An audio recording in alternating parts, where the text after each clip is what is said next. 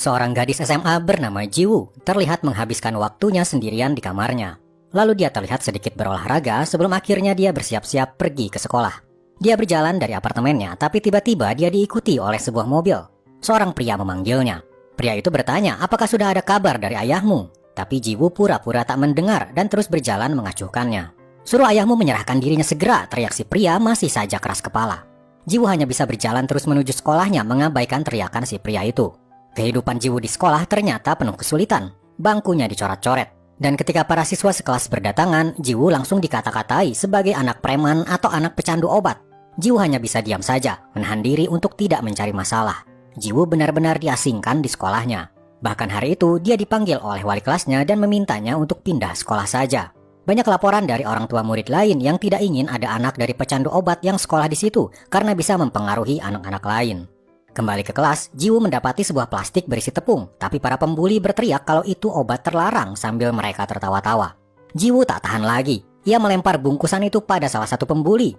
Kejadian berikutnya bisa ditebak. Langsung terjadi perkelahian antara Jiwoo dan para pembuli. Jiwoo sebenarnya cukup kuat karena rajin berolahraga, jadi dia bisa mengalahkan mereka semua.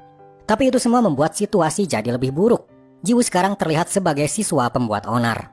Jiwoo keluar dari kelas. Di luar dia bertemu wali kelasnya lalu berkata, "Aku akan keluar dari sekolah ini." Di luar sekolah, Jiwoo mengamuk pada mobil yang tadi pagi mengikutinya. Ternyata mereka adalah polisi dan sudah sebulan ini mengikuti Jiwoo terus, menanyakan di mana ayahnya berada. Jiwoo hanya bisa berlari menghindari kejaran mereka. Dia berhasil kabur dan duduk di pinggir sungai, mencoba menenangkan diri. Dia membuka foto-foto bersama ayahnya dulu yang kini entah ayahnya berada di mana. Malam harinya Jiwoo pulang ke apartemennya. Lalu tanpa ia duga, malam itu seseorang menelepon. Ternyata ayahnya yang sudah sebulan tak ada kabar. Ayahnya mengucapkan selamat ulang tahun pada Jiwoo, tapi Jiwoo hanya menangis, kemudian berkata, "Kemana saja ayah selama ini? Para polisi selalu mengikutiku, dan di sekolah kini aku selalu dibully," cerita Jiwoo. Ayahnya jadi merasa bersalah dan hanya bisa terdiam. Setelah menelepon, ayahnya masuk ke dalam mobil dan melihat ponselnya yang sudah sebulan tak ia nyalakan. Terlihat pesan-pesan dari Jiwoo menanyakan di mana keberadaannya dan betapa beratnya hidup Jiwoo selama ayahnya tak ada. Ayahnya akhirnya memutuskan untuk menyetir sendiri, pergi untuk menemui putrinya. Di depan apartemen dia melihat dua polisi yang sudah sebulan mengawasi Jiwoo terus. Tanpa basa-basi, ayah Jiwoo langsung menyerang mereka. Bahkan dia menonjok kaca, tinjunya langsung menembus pria di dalam mobil. Dia kemudian berjalan masuk ke apartemen. Jiwoo mendengar ayahnya ada di depan pintu dan hendak membuka pintunya. Tapi ketika akan dibuka, muncul seorang pria tak dikenal berpakaian hitam. Dia memegang pistol. Ayah Jiwoo mengeluarkan pisau bersiap untuk menyerang. Ia kembali mengunci pintu untuk melindungi Jiwoo. Di dalam, Jiwoo heran kenapa pintunya tak bisa dibuka. Ia mengintip dari lubang pintu, terkejut ketika terdengar suara tembakan. Ayahnya masih tetap memegangi gagang pintu agar Jiwoo tak keluar, sementara si pria lagi-lagi menembak. Jiwoo terlihat panik dan mulai paham kalau ayahnya adalah masalah. Akhirnya si pria itu pergi meninggalkan ayah Jiwoo yang sekarat. Dari balik pintu, ayahnya berkata pada Jiwoo, ia meminta maaf telah membuat hidup Jiwoo susah. Lalu suara ayahnya tak terdengar lagi. Jiwoo memaksa mendorong pintu, akhirnya bisa terbuka. Namun sayang, ia langsung melihat ayahnya kini sudah tak bergerak. Jiwoo berteriak meminta pertolongan sambil memeluk ayahnya yang sudah tak bernyawa. Upacara pemakaman ayahnya pun diadakan. Terlihat serombongan pria berpakaian hitam datang ke sana lalu memberikan penghormatan terakhir. Kemudian Jiwoo bertanya pada seorang pria yang terlihat sebagai bos mereka. "Apa kau teman ayahku?" tanya Jiwoo. "Kau yang menyuruh ayahku memukul bahkan membunuh orang kan?" Si pria hanya menjawab singkat, "Ayahmu orang baik." Kemudian ia pergi. Beberapa hari kemudian, Jiwoo mendatangi kantor polisi dan meminta tolong agar menangkap pembunuh ayahnya. Tapi Jiwoo malah mendapat kabar kalau kasusnya dihentikan karena tak ada bukti senjata ataupun saksi. Jiwoo jelas marah, lalu memperlihatkan foto CCTV ketika malam pembunuhan itu terjadi. Tapi lagi-lagi polisi berkata kalau mereka tak bisa meneruskan kasus ini. Tapi Jiwoo tak mau menyerah. Ia kini mendatangi tempat teman ayahnya yang waktu itu datang di pemakaman. Pria ini bernama Mujin. Ia melihat Jiwoo ada di depan kediamannya membawa sebuah kotak. Mujin mengizinkannya masuk. Ketika masuk ke dalam, Jiwoo melihat orang-orang sedang membuat semacam obat. Ia pun masuk ke ruangan Mujin. Kotak yang ia bawa ternyata adalah abu jasad mendiang ayahnya. Lalu tanpa basa-basi, Jiwoo berkata, "Tolong temukan pembunuh ayahku, aku akan membunuhnya." Dengan tenang, Mujin berjalan mendekat lalu memberikan sebuah pisau. "Anggap aku pembunuh ayahmu. Tusuk aku," ujar Mujin.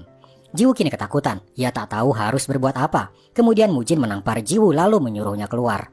Di meja Mujin, terlihat dirinya dan ayah Jiwoo yang berfoto bersama memperlihatkan kalau mereka adalah sahabat dekat. Malam itu Jiwoo termenung di kamarnya. Tiba-tiba ada suara bel pintu terdengar. Jiwoo langsung waspada. Perlahan ia berjalan ke depan pintu dan melihat lewat lubang pintu. Muncul pria berjaket hitam dan wajahnya sempat terlihat. Tapi tak lama pria itu pergi lagi. Jiwoo ketakutan, jangan-jangan pria tadi adalah pembunuh ayahnya. Lalu tiba-tiba entah keberanian dari mana, ia kini mengambil tongkat dan malah keluar mengejar si pria tadi. Di tengah derasnya hujan, dia mengejar si pria yang sudah naik mobil. Namun pria itu terus melaju meninggalkan Jiwoo. Tekad Jiwoo untuk menemukan pembunuh ayahnya tak sedikit pun surut. Kini dia menempel poster-poster berisi tulisan siapa yang mengenal pria di foto CCTV ini akan mendapat imbalan 5 juta won. Sementara di jalanan, sebuah mobil berhenti. Ternyata itu Mujin. Tak sengaja ia melihat poster yang ditempel Jiwoo di sebuah toko. Ia pun membawa poster tersebut. Kembali pada Jiwoo, tengah malam dia mendapat telepon. Orang di telepon berkata, "Aku tahu siapa pria yang ada di poster. Kau bawa uangnya, aku akan memberitahumu," ujarnya pada Jiwoo. Jiwoo dengan polosnya membawa segepok uang dan pergi menuju tempat yang sudah ditentukan. Tapi untungnya ia juga membawa pisau untuk berjaga-jaga. Jiwoo memakai masker dan pakaian serba hitam. Di jalanan sepi dia bertemu dengan seorang pemuda berandalan. Berandalan itu berkata, "Serahkan dulu uangmu." Lalu teman-temannya juga mulai berdatangan. Mereka mengambil paksa uangnya lalu menyerang Jiwoo. Jiwoo mencoba menyerang balik, tapi 1 lawan 3 Jiwoo tak bisa mengimbangi mereka. Jiwoo dihajar habis-habisan sampai pingsan. Ketika Jiwoo sadar, dia sudah ada di sebuah tempat sempit. Ternyata dia ada di dalam bagasi mobil, tangannya terikat. Ia meraih pisau yang ia bawa dan mencoba melepaskan diri. Di luar terdengar berandalan tadi mobilnya ditabrak seseorang. Lalu tiba-tiba bagasi dibuka, ternyata Mujin. Mujin langsung menolong Jiwoo melepaskan ikatannya. Mereka pun mengobrol di pinggir laut. Mujin berkata, "Sebaiknya kau jangan lakukan hal berbahaya lagi." Tapi Jiwoo menolak dan berkata, "Bagaimana aku bisa diam sementara pembunuh ayahku masih berkeliaran bebas?" Kemudian Mujin bertanya pada Jiwoo, "Apa kau sungguh ingin membalas dendam?" "Ya, aku akan melakukan apapun," jawab Jiwoo tanpa keraguan sedikit pun. Lalu dibawalah Jiwoo oleh Mujin ke suatu tempat. Di sana banyak orang-orang sedang berlatih bela diri. Mujin kemudian berkata, "Mulai sekarang kau berlatih di sini." Jiwoo kini paham apa maksudnya. Jika dia ingin membalas dendam, maka kemampuan fisiknya harus ia tingkatkan dan berlatih bela diri adalah salah satu caranya. Jiwoo diantar ke kamarnya. Di sana dia menyimpan guci berisi abu mendiang ayahnya, satu-satunya hal berharga bagi dirinya. Kehidupan Jiwoo di tempat latihan sangat sulit. Dia sering diledek karena satu-satunya wanita di sana dan harus membersihkan baju kotor mereka. Seorang dari mereka mencoba menggodanya, tapi Jiwoo melawan. Untungnya perkelahian mereka bisa dilerai oleh yang lain. Ketika semua selesai berlatih, Jiwoo berlatih sendirian di sana. Lalu muncullah Mujin. Dia berkata, "Kalau kau terus berpikir untuk menang, maka kau tak akan pernah menang. Tujuanmu adalah membalas dendam. Berpikirlah untuk membunuh. Incar titik lemah musuhmu. Bagian pelipis, dagu, bulu hati, dan bagian vital. Sekarang coba serang aku," ucap Mujin. Mereka pun mulai berlatih tarung. Awalnya Jiwoo masih kesulitan, tapi lama-kelamaan dia bisa lebih fokus dan mulai bisa membalas serangan Mujin. Jiwoo pun terus berlatih setiap hari. Setiap latihan, Jiwoo selalu membayangkan pembunuh ayahnya itu ada di hadapannya dan dia mencoba untuk mengalahkannya. Beberapa waktu pun berlalu dan kini Jiwoo akan ikut dalam kompetisi brutal. Puluhan orang akan saling bertarung hingga tersisa satu pemenang. Pertarungan terjadi sangat sengit dan Jiwoo terlihat bisa mengimbangi semua lawan-lawannya. Lalu akhirnya terlihat ada satu orang yang bertahan. Dia bernama Gang Jae. Ia sudah yakin dirinya menang, tapi ternyata masih ada satu orang yang bertahan. Dialah Jiwoo. Dia bangun dan bersiap untuk bertarung lagi. Kini 1 lawan 1. Pertarungan terlihat sengit. Gang Jae menggunakan rantai untuk mencekik Jiwoo, tapi Jiwoo berhasil lepas. Lalu sebuah pukulan sikut tak terduga dari Jiwoo tepat di wajah Gang Jae membuatnya pingsan. Mujin berdiri lalu mengangkat tangan Jiwoo, pertanda dialah pemenangnya. Di ruang ganti akhirnya Gang Jae sadar dari pingsannya. Dia ditertawakan oleh teman-temannya karena kalah dari seorang wanita. Gang Jae merasa direndahkan karena kalah dari orang yang ia kira lebih lemah darinya. Ia pun lalu berkata pada temannya, "Bagaimana kalau kita makan cemilan?" Cemilan yang Gang Jae maksud adalah Jiwoo. Gang Jae berkata, "Tadi diam-diam aku sudah memasukkan obat tidur ke minumannya." Temannya itu paham apa maksud Gang Jae. Sementara itu di kamarnya, Jiwoo baru selesai mandi. Ia minum beberapa teguk. Tak lama kemudian, pandangannya mulai kabur. Efek obat tidur yang dimasukkan Gang Jae mulai bekerja. Lalu tak lama, Jiwoo pun langsung tertidur. Jiwoo mencoba membuka matanya, samar-samar melihat Gang Jae dan temannya ada di kamarnya. Ia kaget dan mencoba memberontak, tapi tubuhnya lunglai lemas. Efek obat tidurnya sangat kuat. Mereka mencoba melecehkan Jiwoo, sementara Jiwoo sekuat tenaga menghindar. Pergumulan mereka membuat guci mendiang ayahnya terdorong jatuh dan pecah. Jiwoo mengambil pecahan guci itu dan menyerang teman Jiwoo tepat di bagian vitalnya. Jiwoo bangkit berdiri dan berlari keluar. Gang Jae mengejarnya lalu mencoba memukulnya dengan palu, tapi Jiwoo menusuknya tepat di perutnya. Tak lama kemudian muncullah anak buah Mujin menghentikan Gang Jae. Akibat ulahnya, Gang Jae dibawa ke hadapan Mujin. Gang Jae adalah salah satu petarung terbaik yang Mujin miliki, tapi Mujin tak pilih kasih. Jika dia salah, dia harus dihukum. "Kau pilih wajah, tangan atau kaki? Tanya Mujin. Gang Jae tahu apa maksudnya. Dia harus memilih bagian tubuh mana yang akan Mujin lukai. Gang Jae memohon-mohon sampai berlutut meminta maaf, tapi keputusan Mujin tetap tak bisa diubah. Baiklah, ujar Mujin. Kalau kau tak bisa memilih, biar aku pilihkan. Mujin mendekati Gang Jae lalu dia menyabetkan pisaunya ke wajahnya. Gang Jae hanya bisa berteriak kesakitan. Tapi bukannya merasa bersalah, wajah Gang Jae kini dipenuhi ekspresi balas dendam. Lalu pada suatu malam, Jiwoo mendatangi sebuah restoran. Di sana sudah ada Mujin menunggunya. Mujin berkata, mulai malam ini Jiwoo sudah mati. Mulai sekarang namamu adalah Oh Hae-jin. Mujin juga menyerahkan sebuah pistol pada Hae-jin. Ini adalah pistol pembunuh ayahmu. Pistol polisi.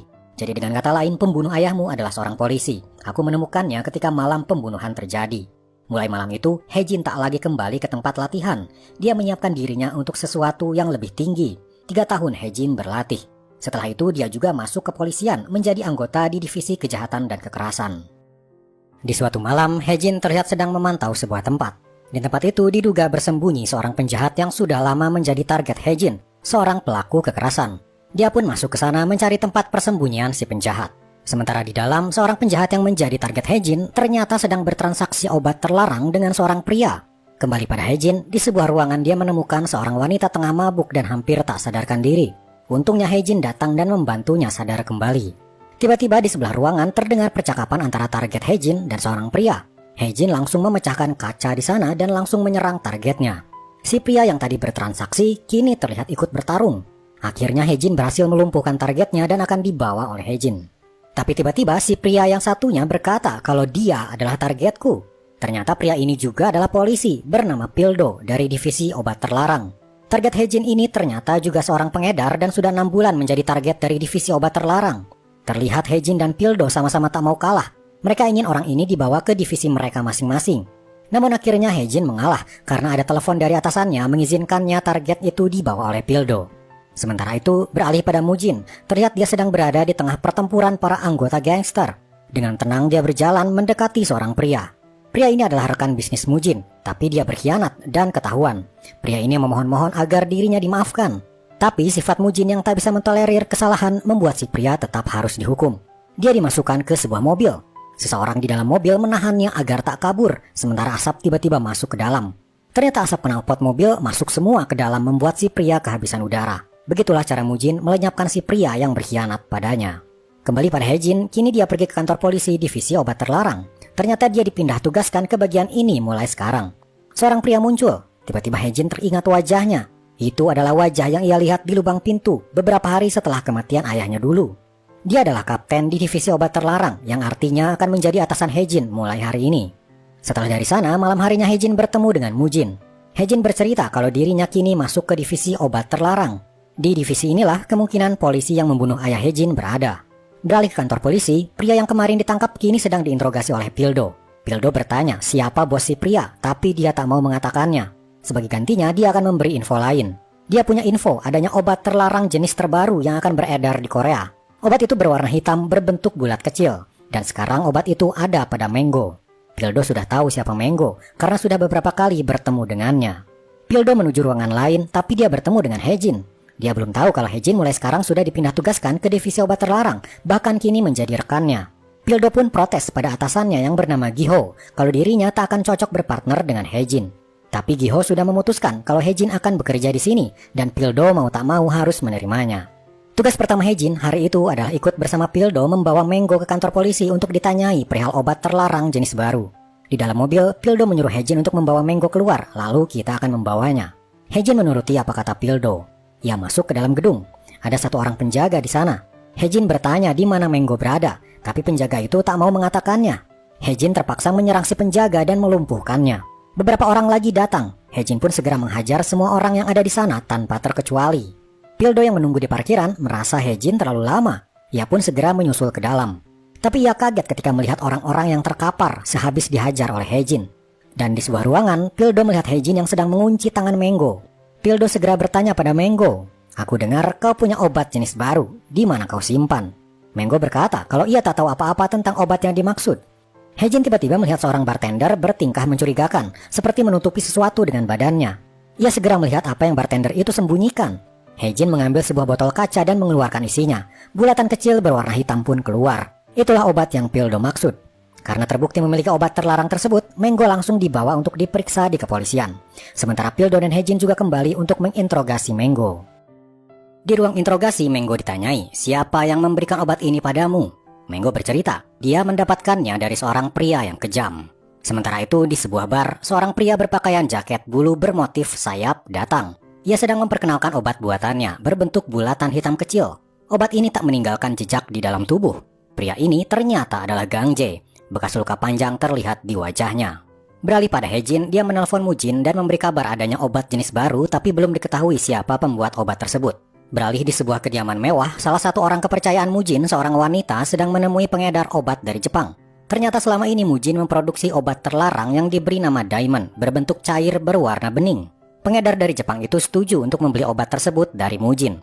Tempat Mujin memproduksi obat tersebut adalah di sebuah kapal besar di tengah laut. Namun naasnya, di divisi obat terlarang tempat Hejin bekerja, malam itu tiba-tiba atasannya memberi perintah kalau mereka akan menggerebek seorang pengedar obat terbesar di Korea. Hejin tak tahu apa-apa soal ini dan hanya mengikuti perintah. Di sebuah ruangan, para polisi berkumpul termasuk Hejin.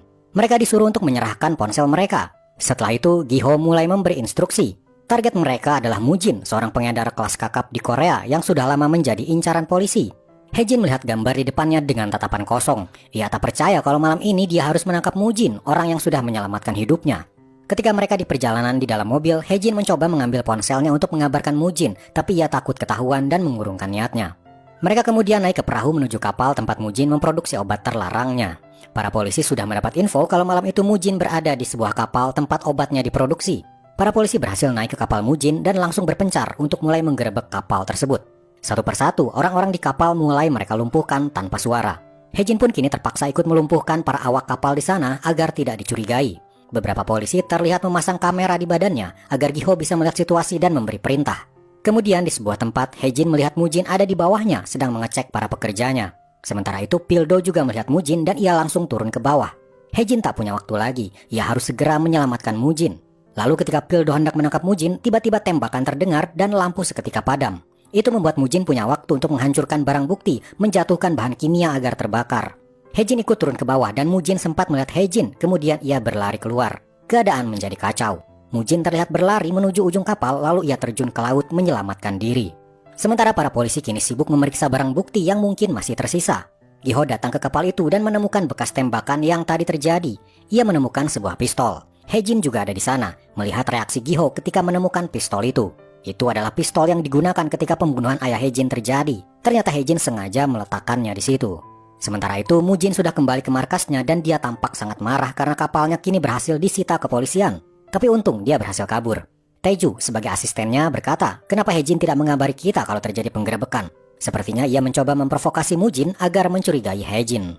Di kantor polisi, mereka terlihat kesal karena operasi penggerebekan mereka gagal. Giho bahkan memeriksa satu persatu pistol yang para anggotanya bawa, termasuk pistol Hejin. Tapi untungnya semua pelurunya terlihat utuh, karena yang Hejin gunakan untuk menembak adalah pistol yang dipakai ketika ayahnya terbunuh. Pildo mengerti kekesalan atasannya itu. Dia mengajak Hejin melihat sesuatu, yaitu sebuah bagan foto para kriminal besar dan semua itu berpusat pada Mujin. Tapi yang Hejin perhatikan adalah di sana ada foto ayahnya. Pildo bercerita, dia bernama Donghun, teman baik Mujin, terbunuh 5 tahun lalu. Tapi kita belum tahu siapa pembunuhnya. Selesai bekerja, Hejin dan teman-temannya mampir dulu di sebuah restoran. Mereka mengobrol tentang kegagalan mereka menangkap Mujin. Pildo berkata, tak ada cara lain selain kita menyerang lagi di lain waktu. Ponsel Hejin berbunyi. Ia pun pergi ke belakang dan mengangkatnya. Ternyata dari Mujin. Hejin langsung meminta maaf karena tak bisa memberitahu kalau ada penggerebekan karena ia tak sempat. Operasi itu dilakukan tiba-tiba sekali. Hejin memberitahu kalau ternyata sudah lama ada CCTV yang bisa polisi akses di hotel tempat Mujin menginap. Mujin pun paham, sepertinya ada pengkhianat di pihaknya sampai-sampai CCTV pun bisa polisi akses. Hejin juga berkata, yang menembak ketika di kapal adalah aku untuk mengacaukan situasi agar Mujin bisa kabur, lalu meletakkan pistol itu sengaja agar ditemukan oleh Giho. Lalu pada suatu malam, Hejin melihat Giho pergi sendirian. Ia pun diam-diam mengikuti kemana Giho pergi. Giho ternyata datang ke lab forensik dan bertemu dengan seorang dokter. Ternyata Giho memberikan pistol yang ia temukan untuk diperiksa. Para ahli forensik mencoba untuk melihat nomor seri pistol tersebut. Sementara itu beralih pada Gang Jae, dia ternyata punya rencana malam itu. Ia pergi ke sebuah tempat yang ternyata adalah tempat latihannya dulu milik Mujin. Tanpa basa-basi, dia dan para anak buahnya langsung menyerang orang-orang di sana tanpa ampun. Gang Jae dan anak buahnya menggunakan senjata tajam, sementara orang-orang di sana baru berlatih bela diri. Mereka tak siap dengan kebrutalan Gang Jae. Di antara mereka ternyata Taeju juga ada di sana dan dia mencoba menghentikan Gang Jae. Tapi Gang Jae malah makin menjadi. Satu persatu mereka dihabisi, membuat Taeju akhirnya menyerah. Gang Jae kemudian berkata pada Taeju, "Kau pilih mana? Wajah, tangan, atau kaki?" Itu pilihan yang dulu Mujin tanyakan pada Gang Jae. Kini Gang Jae tanya balik. Ia pun langsung menusuk tangan Taeju. Tujuan Gang Jae memang ingin membalas dendam atas wajahnya yang Mujin rusak. Kembali pada Haejin, dia mendapat telepon adanya hal mengerikan di sebuah tempat latihan. Ia pun segera datang ke sana. Sampai di sana banyak ambulans berdatangan karena banyaknya korban. Ia melihat Taeju, tapi Haejin berpura-pura tak mengenalinya. Ia pun masuk ke dalam lalu menemukan sebuah tulisan besar di lantai bertuliskan, "Aku kembali." Lalu mereka menemukan obat butiran hitam. Ternyata si pemilik obat inilah yang menjadi dalang kebrutalan di tempat latihan. Esok harinya mereka langsung memeriksa CCTV di sekitar kawasan di sana dan juga menanyai toko-toko apakah mereka melihat sesuatu yang mencurigakan malam itu. Namun mereka tak mendapat info apapun. Setelah itu, Pildo berpisah karena ada urusan lain sementara Haejin juga harus pergi ke suatu tempat. Beralih di sebuah kuil, di sana sedang ada upacara pemakaman. Ternyata para korban kejadian tadi malam pemakamannya dilakukan di tempat itu. Mujin dan para anak buahnya melakukan penghormatan terakhir pada para korban. Haejin juga datang ke sana mengenakan jaket dan helm, tapi ia urungkan niatnya dan kembali pergi. Tapi di jalan ia berpapasan dengan Pildo dan Giho. Pildo menengok pada sosok berhelm itu, tapi ia kemudian lanjut berjalan. Ketika akan masuk kuil, Giho dan Pildo dihadang oleh Taeju. Giho berkata ia hanya ingin memberi penghormatan, tapi Pildo tak diizinkan masuk. Setelah dari sana, Giho menemui Mujin. Tampak Mujin sedang sangat kesal karena masalah ini. Di sana Giho mewanti-wanti Mujin kalau kepolisian pasti akan segera menangkapnya. Mujin menjawab dengan tegas kalau dia tak akan bisa ditangkap. Beralih pada Gang Jae, dia terlihat sangat senang setelah kemarin malam dia berhasil menghancurkan tempat latihan Mujin dan orang-orangnya. Dia bahkan akan melanjutkan rencana lain, kali ini untuk menghabisi Mujin. Beralih ke kantor polisi, rekan Pildo dan Haejin mendapat foto yang terekam di kamera dashboard sebuah mobil di sana. Terlihat foto Gang Jae. Mereka kini tahu pelaku semalam di tempat latihan adalah dia. Giho pun segera menyusun rencana cara agar Mujin bisa ia tangkap dengan menggunakan Gang Jae sebagai umpan. Pertama, dia akan melepaskan Menggo yang waktu itu mereka tahan. Gang Jae pasti akan menggunakan Menggo untuk memasarkan obat hitamnya lagi. Lalu Mujin juga pasti akan bergerak. Kemudian antara Mujin dan Gang Jae akan saling bentrok. Disitulah polisi akan meringkus Mujin ketika dia lengah. Haejin segera memberikan info ini pada Mujin kalau lepasnya Menggo hanyalah jebakan untuknya. Beberapa hari para polisi menunggu kabar. Kemudian Giho memberi info terbaru kalau sepertinya organisasi Mujin akan hancur karena ada orang dalam yang berkhianat. Haejin juga kaget mendengar kalau ada pengkhianat di sisi Mujin. Ia pun segera mencari tahu siapa orangnya. Malam itu ia pergi dengan motornya. Sementara itu Taeju juga ternyata diam-diam akan pergi. Di dalam mobil dia menemukan sebuah kertas. Setelah membacanya dia langsung melesat pergi. Di sebuah persimpangan terlihat Giho berdiri menunggu sesuatu. Muncullah Haejin naik motor. Ia melihat Giho dan keadaan di sekitar. Tapi tanpa ia sadari ada yang memfoto dirinya dari kejauhan. Tak lama sebuah mobil berhenti. Di dalamnya ternyata Taeju dan dia seperti janjian dengan Giho. Haejin juga melihat mobil itu. Ia jadi curiga kalau Taeju lah yang menjadi pengkhianat. Tapi tiba-tiba ia bertemu Pildo. Haejin langsung kabur, tapi ditahan Pildo. Terjadilah perkelahian mereka berdua. Pildo berusaha membuka helm Haejin, tapi Haejin terus menghindar dan mencoba kabur. Ia akhirnya terjun ke bawah jembatan, tepat di atas truk berisi kardus. Haejin turun dari truk, berlari ke motornya, kemudian pergi. Di jalan, Haejin sekali lagi melihat Giho dan Taeju. Tapi tak lama, Taeju pun pergi. Ternyata itu semua adalah rencana Giho, sengaja untuk menjebak Haejin. Dia sudah curiga ketika ada orang berhelm di pemakaman tempo hari. Giho curiga orang itu adalah mata-mata Mujin yang ada di kepolisian. Bahkan dia sudah curiga kalau orangnya adalah Haejin. Ia pun menyuruh Pildo untuk mengawasi Haejin. Sementara itu Haejin sudah sampai di rumahnya dan menelpon Mujin. Dia sadar kalau kejadian tadi adalah rencana Giho untuk menjebak dirinya. Kalau Giho curiga ada mata-mata Mujin di kepolisian. Sementara itu Taeju juga merasa dijebak karena kertas yang ia dapatkan adalah palsu. Itu adalah jebakan Giho agar terlihat Taeju mengkhianati Mujin. Sementara di kantornya, Giho memberikan file Haejin kepada Pildo untuk ia selidiki. Lalu di pagi hari, Haejin terlihat datang ke rumah sakit bagian lab forensik. Dia datang dan mengambil hasil forensik pistol untuk mengetahui nomor serinya. Dari sana, Haejin segera ke kantor polisi. Ia kemudian bertemu dengan Giho dan memberitahu kalau hasil forensik pistol sudah ada. Pistol itu milik seorang polisi bernama Junsu. Siapa dia? Tanya Haejin. Diam-diam Haejin bersiap dengan pisau di belakang punggungnya karena ia curiga Giho lah pemilik pistol itu dan dialah pembunuh ayahnya. Giho menjawab, Junsu adalah anggota timku, baru sebulan bekerja dia tewas, dan yang membunuhnya adalah Mujin. Jawaban dari Giho ini membuat Haejin menutup kembali pisaunya. Ia lalu langsung menemui Mujin untuk mendapatkan kepastian. Di pinggir laut mereka mengobrol, dan Haejin bertanya apakah benar Mujin pernah membunuh polisi bernama Junsu. Mujin menjawab, itu tak benar, justru Giho lah yang menipuku. Jawaban dari Mujin ini membuat Haejin bingung siapa yang benar. Beralih pada Gang Jae, dia terlihat menemui Menggo setelah Menggo dilepaskan dari penjara. Selain membantu memasarkan obat hitam Gang Jae, ternyata Menggo juga punya info lain, yaitu dia pernah bertemu dengan seorang polisi wanita. Gang Jae langsung mengenalinya, dialah Jiwoo. Maka Gang Jae pun berencana untuk membalas dendam pada Jiwoo. Siang itu, Hae-jin terlihat mendatangi sebuah tempat. Tapi diam-diam Pildo mengikutinya. Hae-jin terus bergerak hingga dia sampai di sebuah parkiran gedung tempat Menggo. Pildo tiba-tiba masuk ke mobilnya Hae-jin, membuatnya kaget. Pildo bertanya, "Apa yang kau lakukan?" Hae-jin menjawab, "Aku ingin mengungkap siapa yang membuat obat hitam karena sepertinya Menggo ada hubungan dengan orang itu." Tak lama muncullah Menggo. Dia menaiki mobilnya dan pergi keluar. Hae-jin dan Pildo pun kini mengikuti mereka. Di saat yang bersamaan, Mujin terlihat datang ke restoran langganannya. Kembali pada Hae-jin, dia melihat Menggo masuk ke sebuah pabrik tak terpakai. Pildo menelepon rekannya di kantor polisi dan memberikan alamat pabrik tersebut. Kemudian Hae-jin dan Pildo masuk ke pabrik itu lewat jalan belakang. Di sana mereka mengawasi Menggo yang memarkir mobilnya di bawah. Kembali pada Mujin, di restoran dia merasa ada yang tak beres. Ia pun menyuruh ibu pemilik restoran membelikan rokok untuknya agar ibu itu keluar. Ternyata orang-orang di sana adalah anak buah Gang Jae. Mereka langsung menyerang Mujin di dalam restoran. Kembali pada Hae-jin, tak lama datanglah mobil yang ternyata itu Gang Jae. Dia menyerahkan sebuah tas pada Menggo.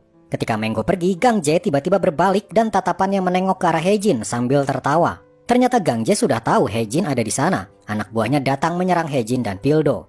Mereka kalah jumlah dan senjata mereka pun semuanya pisau, sementara Hae-jin dan Pildo hanya tongkat saja. Hae-jin dan Pildo pun kalah. Mereka diborgol dan disekap oleh Gang Jae. Gang Jae mengancam Hae-jin karena dulu ketika namanya masih Jiwoo, dia berhasil menghajar Gang Jae. Tapi Hae-jin tak sedikit pun takut. Gang Jae kesal, ia menusukkan pisaunya ke paha Hae-jin, membuat Hae-jin kesakitan. Setelah itu Gang Jae menelepon anak buahnya, tapi yang mengangkat adalah Mujin. Gang Jae tak menyangka anak buahnya akan dilibas habis oleh Mujin. Ia kemudian mengirim foto Hae-jin, membuat Mujin segera pergi untuk menolong Hae-jin. Sementara itu Hae-jin dan Pildo kini diborgol di dalam sebuah mobil.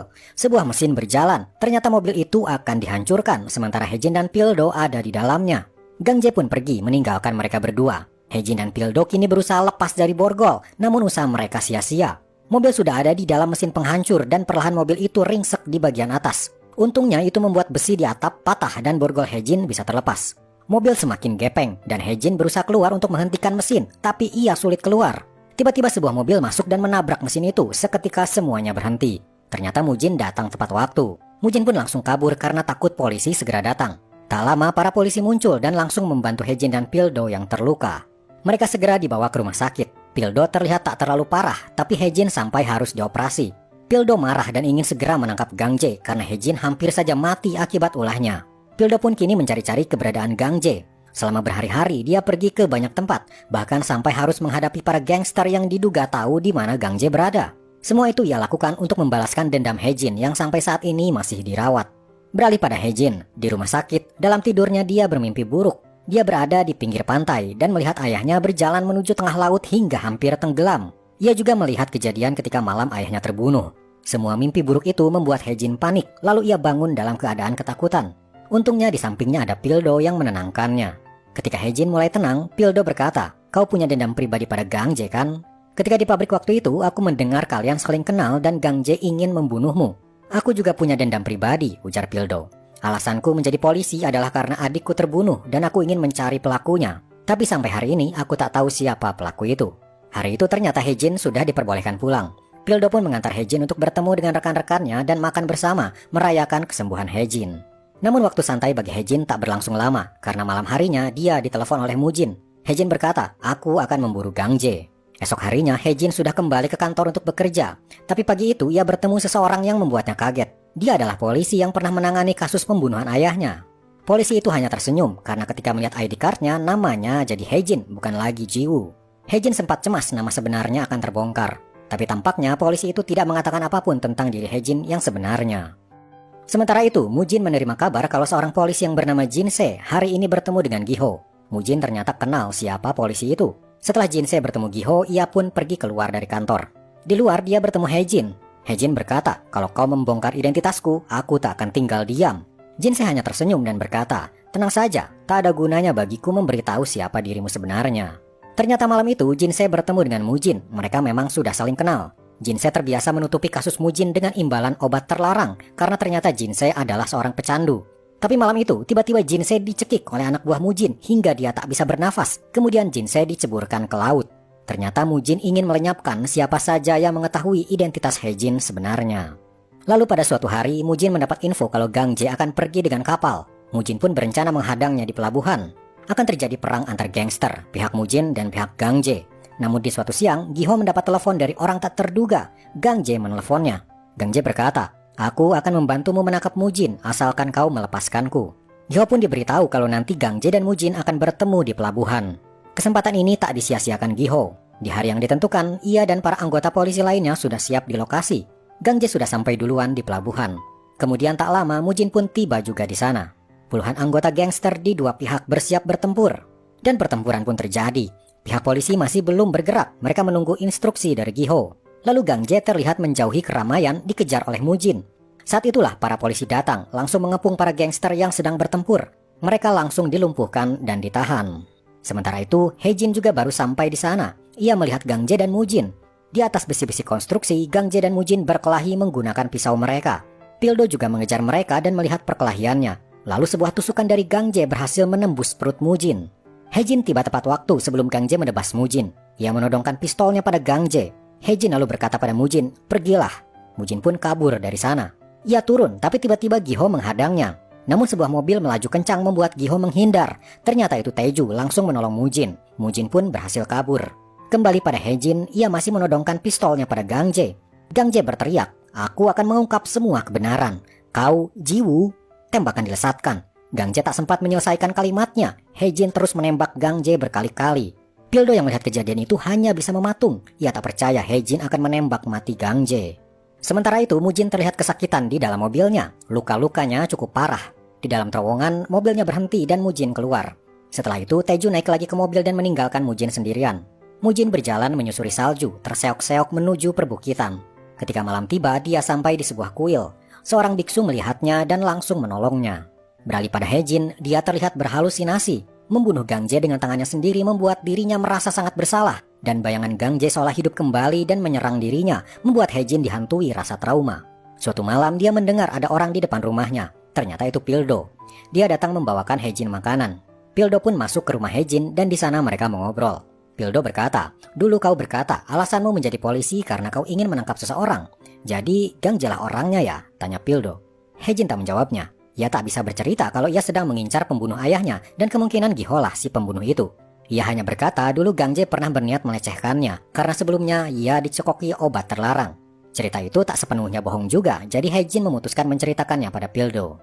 Malam itu Hejin tertidur, Pildo pun keluar dan pulang. Beberapa hari kemudian, Mujin yang dirawat oleh seorang biksu kini sudah sadar dan luka-lukanya mulai sembuh. Ternyata biksu itu adalah kawan lama Mujin dan dia tahu Mujin ini siapa. Sementara itu di kantor polisi, Giho memerintahkan untuk mencari Mujin. Mereka tahu Mujin saat kabur sedang terluka, jadi tak mungkin pergi jauh. Beralih pada Hejin, suatu hari dia mendapat sebuah kiriman surat. Anehnya nama di surat itu adalah untuk Jiwoo, nama Hejin dulu. Ia pun membuka surat tersebut. Ia kaget melihat ayahnya berfoto memakai seragam polisi. Ia lebih kaget lagi ketika melihat name tag-nya. Namanya Junsu. Padahal selama Hejin hidup, nama ayahnya adalah Donghun. Ternyata surat itu dikirimkan oleh Gang Jae sebelum ia mati. Lalu ponselnya berbunyi dari Mujin. Ia meminta Hejin datang ke sebuah kuil. Kebetulan Hejin ingin segera membicarakan hal ini dengan Mujin. Sesampainya di kuil, Hejin langsung bertanya, "Apa benar ayahku seorang polisi dan namanya adalah Junsu?" Mujin berkata, "Ya, dia memang seorang polisi. Giho mengirim Junsu ke dalam organisasiku untuk penyelidikan, tapi Junsu memutuskan untuk menjadi bagian dari organisasi. Dia dibunuh oleh polisi karena dianggap sebagai pengkhianat bagi kepolisian." Hejin hanya terdiam mendengar cerita Mujin itu, seolah ia ragu apakah Mujin berkata yang sebenarnya atau tidak. Di luar mereka tak tahu ternyata Pildo ada di sana sedang mencari Mujin. Tapi biksu temannya Mujin berkata, tak ada orang lain lagi, apalagi musim dingin seperti ini. Pildo pun pergi lagi dari sana. Dari sana Pildo menemui Giho yang sedang minum. Tampaknya Giho sedang banyak pikiran hingga dia mabuk. Pildo pun mengantar Giho yang mabuk ke apartemennya. Tapi di saat yang bersamaan ternyata Hejin juga datang ke apartemen Giho. Tiba-tiba seseorang masuk, tapi itu bukan Hejin.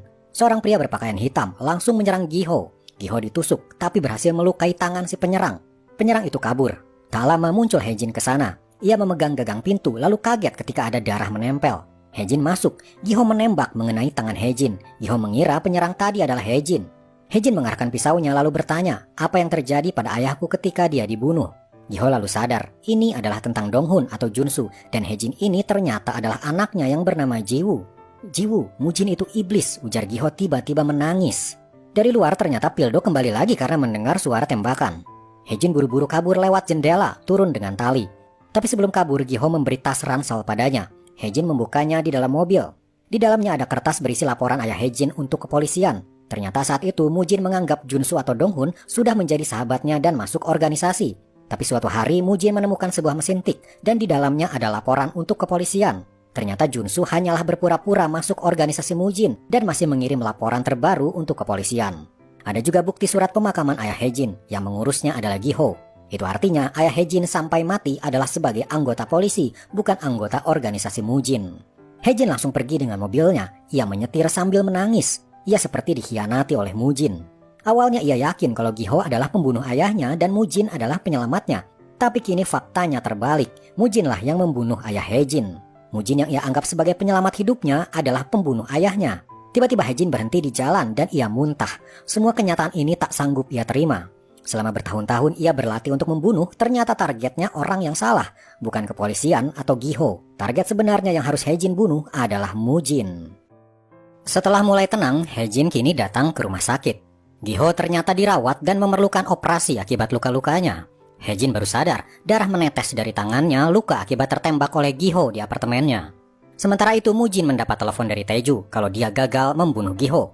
Ia juga berkata, Hejin datang menemui Giho dan ia sudah tahu semua kebenarannya. Kita harus membunuhnya, ujar Taeju. Beberapa hari kemudian, Hejin terlihat akan pergi membawa abu mendiang ayahnya. Tapi di luar ia langsung disergap. Kepalanya ditenggelamkan. Hejin mencoba memberontak melepaskan diri. Ia berhasil lepas dan langsung menghajar orang-orang yang menyerangnya. Ternyata Taeju mendapat perintah dari Mujin untuk membunuh Hejin. Di dalam, Hejin sudah menghabisi ketiga orang yang menyerangnya tadi. Taeju masuk ke dalam, sepertinya ia harus menghabisi Hejin oleh tangannya sendiri. Dan dimulailah pertarungan mereka berdua. Mereka menggunakan pisau sebagai senjatanya dan saling menyerang. Terlihat kemampuan Hejin lebih baik. Ia berhasil membuat Taeju terluka cukup parah.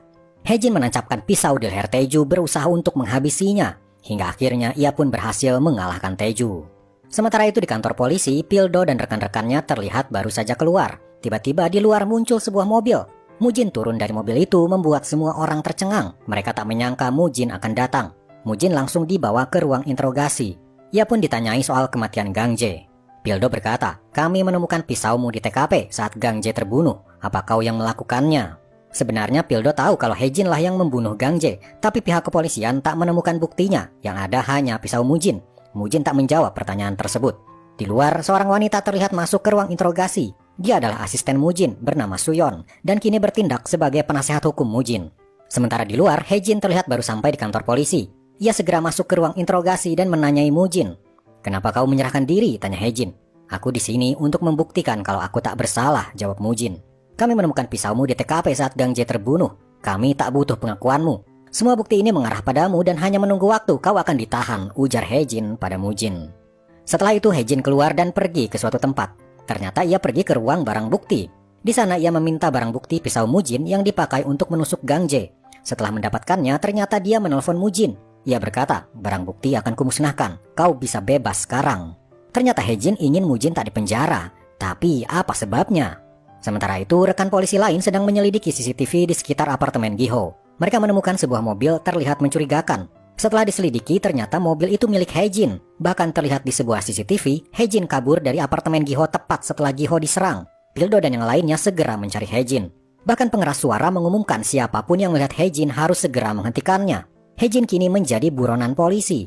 Di luar, Pildo melihat seseorang mengendarai motor. Dialah Hejin. Pildo terlambat menyadarinya. Di saat yang bersamaan, Mujin terlihat keluar sendiri dari kantor polisi. Suyon berkata, Mujin tak bersalah karena tak ada barang bukti. Tentu saja buktinya kini sudah dibawa Hejin untuk dimusnahkan. Pildo pun terpaksa membiarkan Mujin pergi. Beralih pada Hejin, dia berhenti di jalanan sepi dan membuang barang bukti itu ke laut. Beralih pada Mujin, dia sampai di markasnya dan melihat Taeju yang sudah tak bernyawa. Dia sadar aksi Hejin menghilangkan barang bukti bukanlah untuk menyelamatkannya. Justru Hejin tak ingin Mujin dipenjara karena Hejin ingin membunuh Mujin dengan tangannya sendiri saat ini juga. Sementara itu Pildo dan rekan-rekannya mendatangi apartemen Hejin yang ternyata sudah berantakan. Di sana Pildo teringat ketika waktu itu datang untuk pertama kalinya ia melihat guci abu mendiang ayah Hejin. Ia pun bergegas menuju pemakaman, siapa tahu Hejin datang ke sana. Dan ternyata benar, Hejin saat ini mengunjungi makam ayah dan ibunya. Di sana dia mencoba menenangkan diri. Semua hal yang baru saja ia alami membuatnya seolah hancur. Tapi satu hal yang pasti, dia kini harus membalaskan kematian ayahnya. Mujinlah kini yang ia incar. Hejin menaiki motornya, tapi tak disangka ia berpapasan dengan sebuah mobil, ternyata itu Pildo. Hejin berbalik arah dan kabur dari kejaran Pildo. Pildo tak ingin melepaskan Hejin dan mengejar dengan mobilnya. Hejin berbelok ke persawahan kering, mencoba kabur dari jalan raya, tapi di gundukan ia hilang keseimbangan dan terjatuh. Hejin bangkit dan berlari, tapi Pildo ada di belakangnya dan menembakkan tembakan peringatan. Hejin sadar dirinya sudah tak bisa lari lagi. Ia berbalik dan mengangkat tangannya. Pildo langsung mengambil borgol dan memborgol Hejin. Hejin langsung dibawa ke kantor polisi. Rekan-rekannya melihat Hejin dan marah padanya. Mereka mengira Hejin lah yang menusuk Giho. Tapi Hejin hanya diam saja, ia tak mengatakan apa-apa. Sebelum diinterogasi, Hejin dimasukkan ke dalam sel. Di sana akhirnya Hejin berbicara. Ia bertanya pada Pildo, "Jika aku bilang bukan aku yang menusuk Giho, apa kau percaya padaku?" "Tidak, aku tak percaya," ujar Pildo. Sementara itu, Mujin mendapat kabar kalau Hejin tertangkap. Di luar dugaan, Mujin berpesan pada Suyon, apapun caranya, bebaskan Hejin. Mujin ternyata ingin berhadapan 1 lawan 1 dengan Hejin. Suyon pun langsung mendatangi Hejin yang ada di ruang interogasi dan menyampaikan pesan dari Mujin.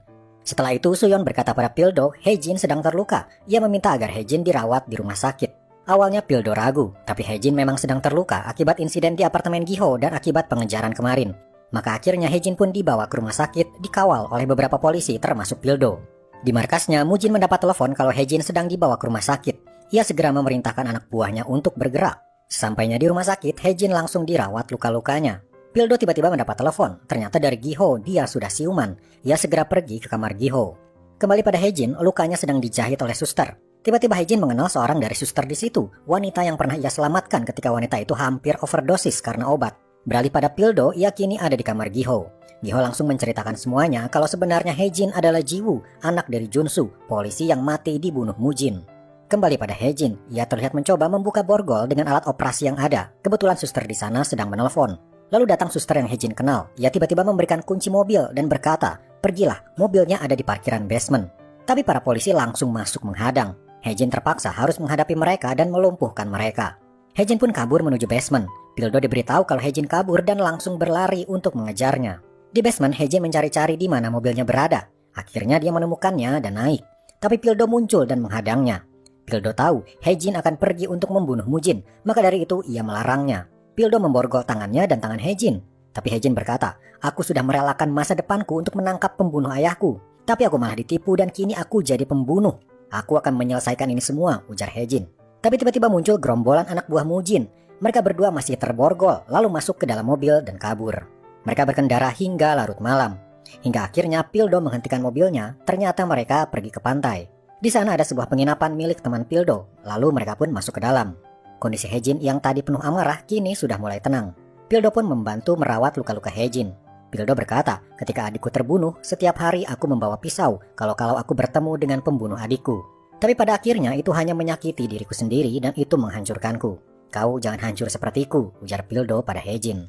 Sementara itu di markasnya, Mujin terlihat sedang mengingat masa lalunya. Persahabatannya dengan Junsu atau Donghun membuat dia merasa sakit hati karena merasa dikhianati. Mujin masih ingat ketika dia tahu kalau Junsu ternyata memberi laporan rahasia tentang dirinya pada pihak kepolisian. Malam itu dia datang ke apartemen Junsu. Di sana dia menembak Junsu, sementara teriakan Jiwoo di dalam apartemen terdengar olehnya. Mujin sudah menganggap Junsu sebagai sahabat terbaiknya, tapi Junsu mengkhianatinya.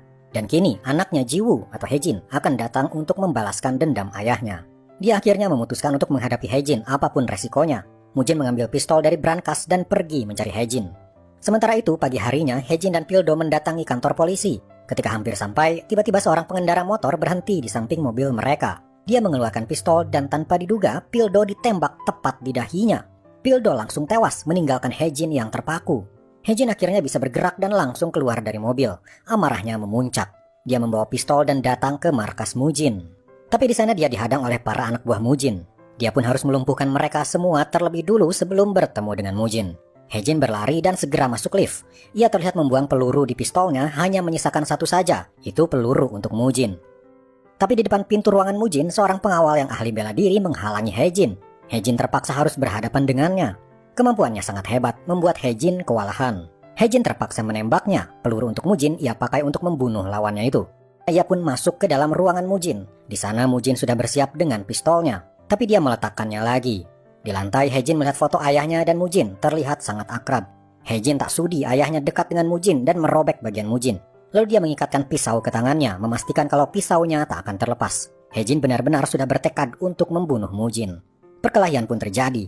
Hae-jin yang sudah luka-luka akibat perkelahian sebelumnya membuatnya kerepotan menghadapi Mujin. Beberapa kali Mujin berhasil melukai Hae-jin dengan pisaunya.